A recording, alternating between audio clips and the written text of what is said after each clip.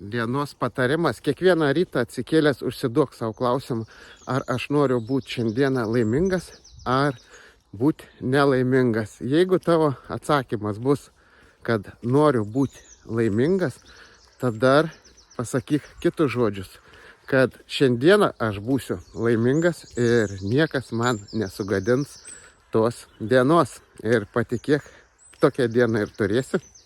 Pavargai nuo viršsvorio, pavargai nuo žmonių žvilgsnių, pavargai nuo atvaizdo veidrodį, katras tau visai nepatinka ir tu norėtum užsimauti visai kitus rūbus.